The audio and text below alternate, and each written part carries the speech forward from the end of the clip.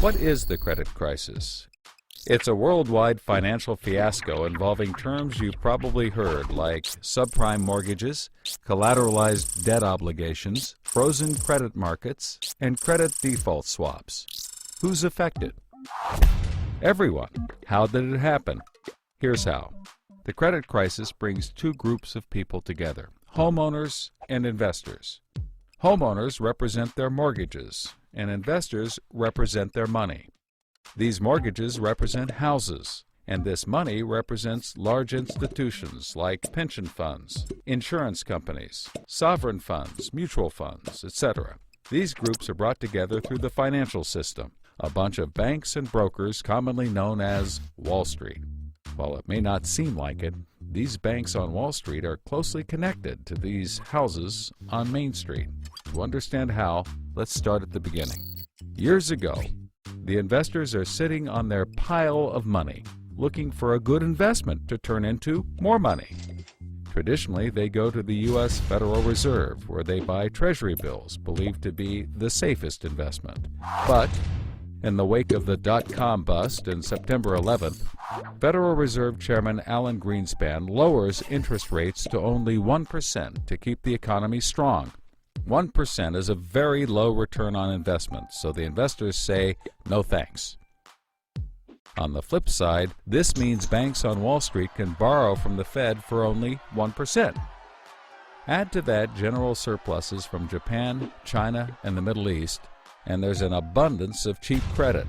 This makes borrowing money easy for banks and causes them to go crazy with leverage. Leverage is borrowing money to amplify the outcome of a deal. Here's how it works. In a normal deal, someone with $10,000 buys a box for $10,000. He then sells it to someone else for $11,000. For a $1,000 profit, a good deal. But using leverage, someone with $10,000 would go borrow $990,000 more dollars, giving him $1 million in hand. Then he goes and buys 100 boxes with his $1 million and sells them to someone else for $1,100,000. Then he pays back his $990,000 plus $10,000 in interest. And after his initial $10,000, he's left with a $90,000 profit versus the other guy's $1,000. Leverage turns good deals into great deals. This is a major way banks make their money.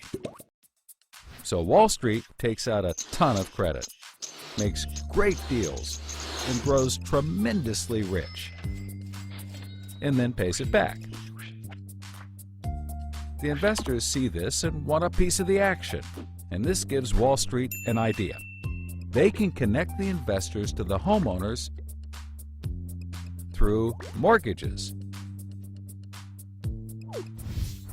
Here's how it works. A family wants a house, so they save for a down payment and contact a mortgage broker.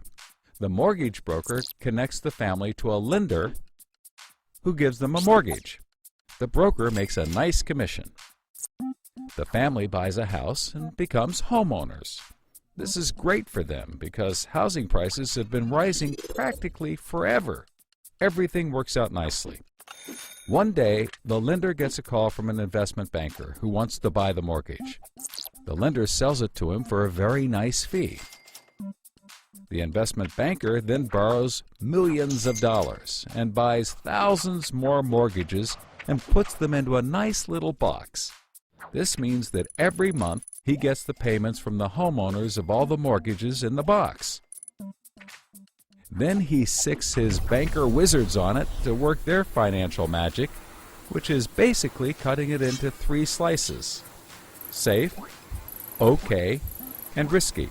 They pack the slices back up in the box and call it a collateralized debt obligation, or CDO. A CDO works like 3 cascading trays. As money comes in, the top tray fills first, then spills over into the middle, and whatever is left into the bottom. The money comes from homeowners paying off their mortgages. If some owners don't pay and default on their mortgage, less money comes in and the bottom tray may not get filled. This makes the bottom tray riskier and the top tray safer.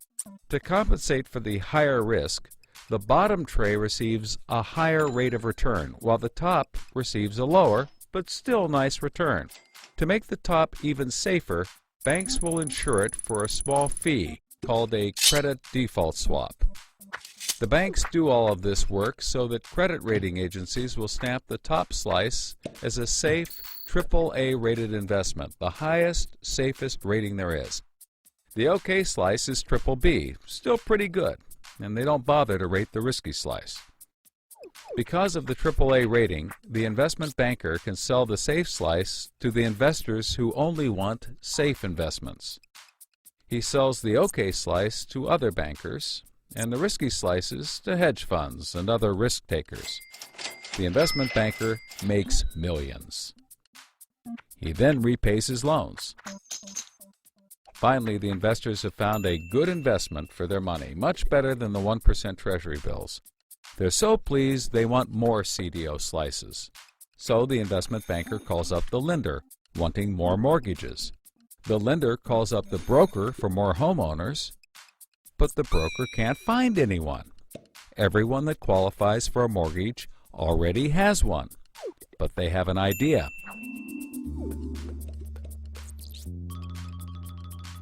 When homeowners default on their mortgage, the lender gets the house, and houses are always increasing in value. Since they're covered if the homeowners default, lenders can start adding risk to new mortgages, not requiring down payments, no proof of income, no documents at all. And that's exactly what they did. So instead of lending to responsible homeowners, called prime mortgages, they started to get some that were, well, less responsible. These are subprime mortgages. This is the turning point. So, just like always, the mortgage broker connects the family with a lender and a mortgage, making his commission. The family buys a big house. The lender sells the mortgage to the investment banker, who turns it into a CDO and sells slices to the investors and others. This actually works out nicely for everyone and makes them all rich. No one was worried because as soon as they sold the mortgage to the next guy, it was his problem. If the homeowners were to default, they didn't care. They were selling off their risk to the next guy and making millions, like playing hot potato with a time bomb. Not surprisingly, the homeowners default on their mortgage, which at this moment is owned by the banker. This means he forecloses and one of his monthly payments turns into a house.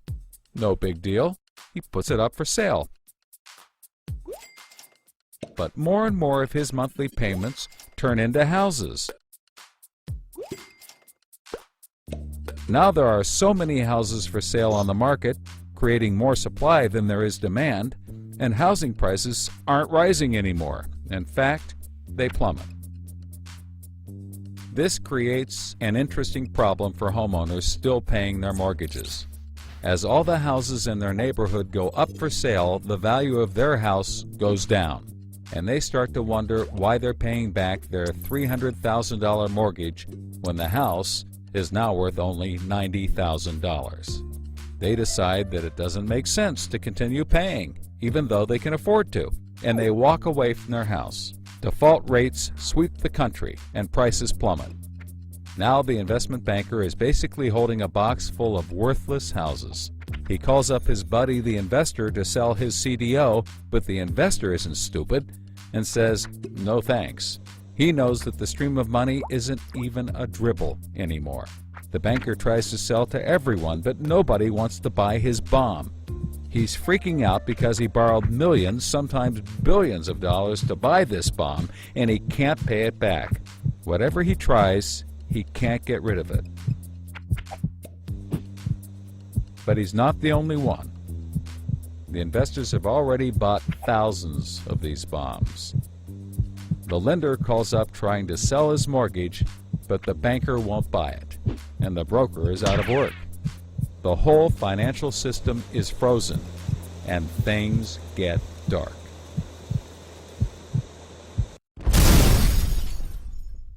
Everybody starts going bankrupt.